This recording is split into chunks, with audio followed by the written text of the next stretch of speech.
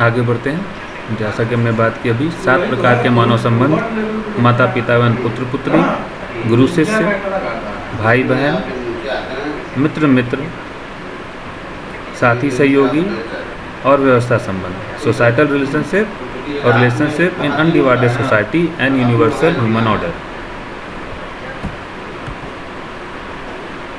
So first let's discuss relationship between parent and child. For this discussion, parent includes father, mother, maternal, paternal, grandparents, uncle, aunt and all family elders. The responsibility parents feel for the child is primarily for ensuring right understanding and right feeling thought in the self of the child, as well as ensuring the nurturing and protection of the body of the child. They are able to fulfill the responsibility for nurturing and protection effectively when they have the feeling of care. They are able to fulfill the responsibility for ensuring right understanding effectively when they have the feeling of guidance. On the basis of receiving care and guidance from the parents, the children develop the feeling of gratitude. Gradually, as the child is able to see excellence in the parent, to whatever extent, it develops the feeling of glory and reverence. The child develops the commitment for making effort for excellence. Living with these values, the child is able to perform duties and the parent expect from the child. जैसा कि हम देख सकते हैं कि माता पिता या पिता पुत्र संबंध में परिवार के सभी बड़े इसमें आ जाते हैं। उनको अगर हम देखें तो संतान में सही समझ विकसित करने के साथ साथ शरीर के पोषण संरक्षण को भी सुनिश्चित करने के लिए उस बच्चे को सहयोग करने में जिम्मेदारी निभाते हैं। अपने ममता के भाव के साथ शरीर के पोषण संरक्षण का काम सटीकता से हो पाता है और वात्सल्य के भाव के साथ हम दूसरे को समझदार बनने में ठीक सहयोग कर पाते हैं। पुत्र पुत्री की ओर से देखें तो उनमें माता पिता से मिलने वाले सहयोग के आधार पर कृतज्ञता का भाव विकसित होता है। धीरे धीरे हम अपने माता पिता में और श्रेष्ठ जनों में जितनी श्रेष्ठता को देख पाते हैं उस अर्थ में क्रमशः गौरव का भाव विकसित होता है। उसमें से उस श्रेष्ठता को सुनिश्चित करने की आवश्यकता महसूस करने के आधार पर हम उसके लिए निष्ठापूर्वक प्रयास करते हैं। इस आधार पर श्रद्धा के भाव का अपने में विकास होता है।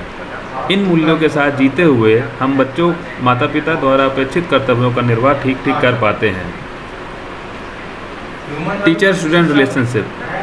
In this relationship, the goal of the teacher is to develop right understanding in the student. Facilitating the student is the teacher's role.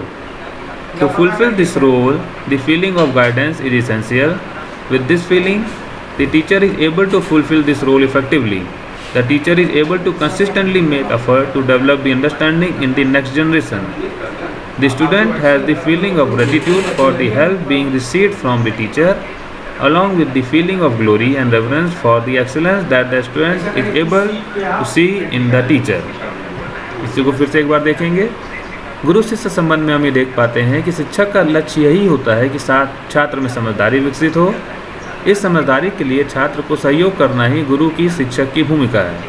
उस भूमिका को सुनिश्चित करने के लिए वात्सल्य के भाव की प्रधानता होनी आवश्यक है। इस भाव के तहत ही गुरु अपनी भूमिका को सटीकता से निभा पाते हैं। वात्सल्य के भाव के तहत जो भी समझ हमारे पास है हम उसको अगली पीढ़ी में यथावत आगे बढ़ाने के लिए सतत प्रयत्नशील रहते हैं।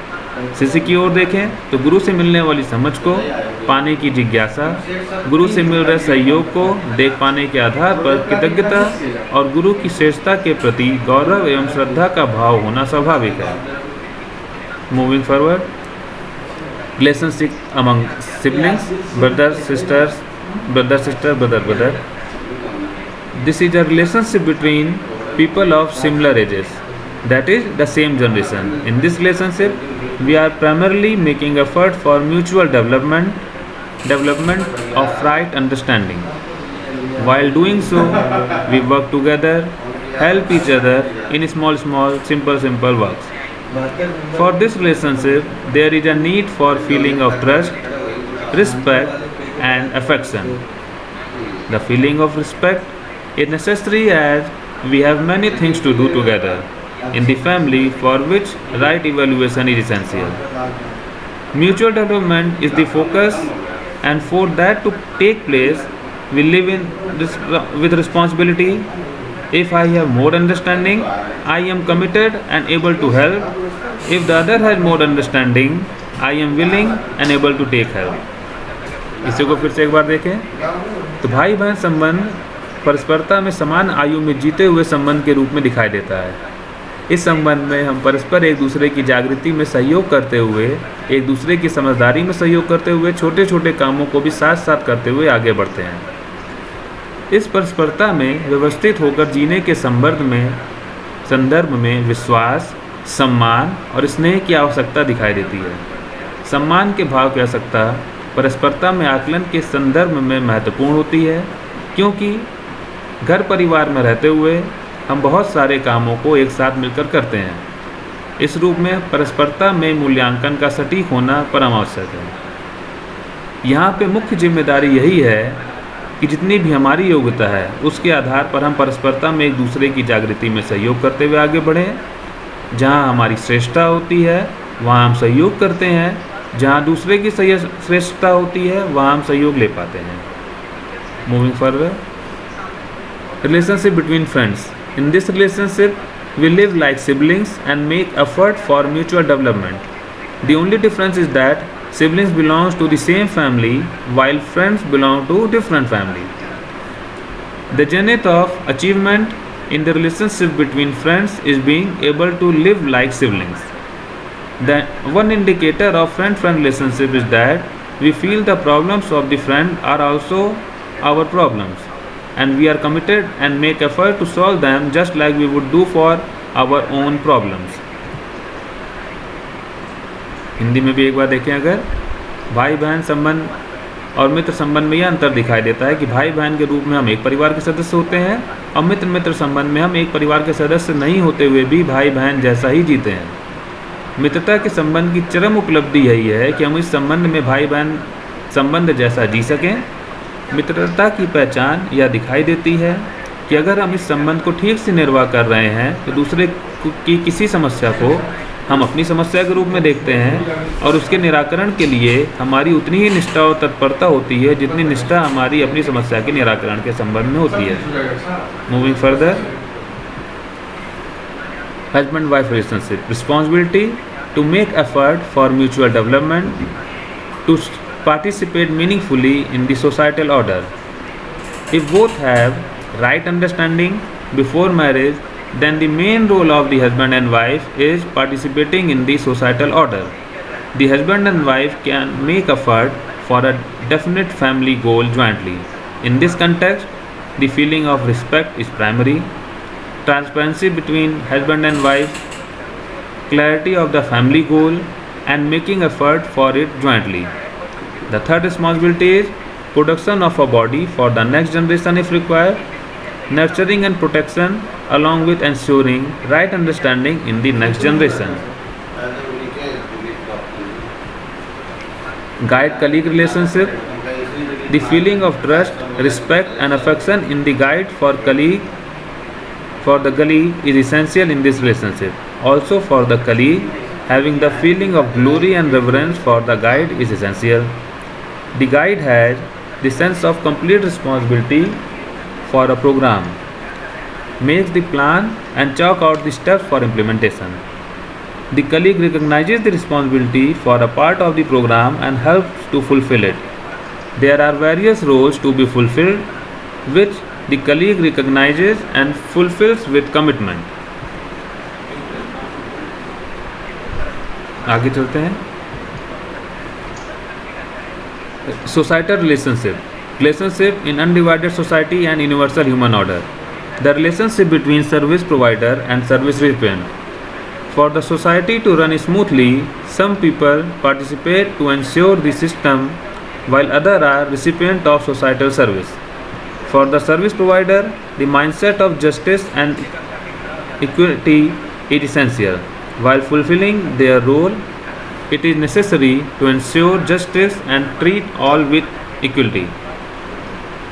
If there is discrimination, a mindset of mine, not mine, we tend to misuse our post to exploit the not mine set in order to favor the set of people we consider mine. Societal order व्यवस्था संबंध में अगर हम लोग बात करें तो इस संबंध को व्यवस्थापक और व्यवस्थापित के बीच के संबंध के रूप में देखते हैं। पूरी व्यवस्था के सुचारू रूप से चलने के संबंध में कुछ लोग इस व्यवस्था को बनाए रखने के अर्थ में भागीदारी करते हैं और कुछ लोग उस व्यवस्था का पालन करते हुए जीते हैं। इनके बीच में अंतर संबंध को देखें तो व्यवस्थापक की जगह से न्याय की दृष्टि का, समता की दृष्टि का होना अति आवश्यक है। जिस पद पर हमको जिस जिम्मेदारियों का निर्वाह करना है उन जिम्मेदारियों का निष्ठापूर्वक निर्वाह कर सकें और उसको निर्वाह करते समय हर व्यक्ति के साथ न्याय की दृष्टि और हर व्यक्ति को एक जैसा देख पाने की क्षमता ही दृष्टि का होना अति आवश्यक है। यदि हमारे में अपने प्राय की भेद की दृष्टि होती है तो हम अपने लोगों का सहयोग करने के लिए पद का दुरुपयोग कर सकते हैं और करते भी हैं शायद। Continuing a societal relationship, the primary role of the service provider is to ensure a conducive environment in the society for living in relationship and harmony. This is possible when the service provider is himself living in that manner. For this, it is essential to have the clarity of existential order, in particular about human society, living in according to the societal laws and providing such an environment to all. तो व्यवस्थापक की मुख्य भूमिका यह दिखती है कि स्वयं न्याय और व्यवस्थापूर्वक जीना और दूसरे को न्याय और व्यवस्थापूर्वक जीने में सहयोग हो ऐसा अनुकूल वातावरण प्रदान करना। इस तरह से नियमों को, मुख्य रूप से सामाजिक नियमों को पहचान पाना, उसके आधार पर खुद जीना और दूसरों को वैसे जीने की अनुकूलता और प्रेरणा प्रदान करना। व्यवस्थापित की जगह से देखेंगे तो व्यवस्था के सुचारू रूप से चलने के लिए जो नियम समाज और व्यवस्था के द्वारा पहचाने गए हैं उन नियमों का ठीक ठीक से पालन करना आवश्यक लगता है। Strangers. We live with many people with whom we are not in any of the 7 types of relationship described earlier. For example, when we are walking on the road, traveling in a bus or train, we came across many people with whom we are not in any of these 7 relationships.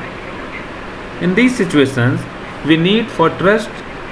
The need of trust is always felt. With that, we are able to be helpful to each other to the extent we have the feelings of respect and affection. In everyday life, there are so many opportunities to be helpful. For example, in the case of a road accident, we see while traveling, it is quite natural to want to help. For example, it is quite natural to share our food with co-passenger. Similarly, it is quite natural to have a feeling of being helpful, and we are able to express that feeling depending on our resources and our current state, current situation. Trust. The feeling of trust, unconditional and continuous trust on intention, is essential for our own fulfillment.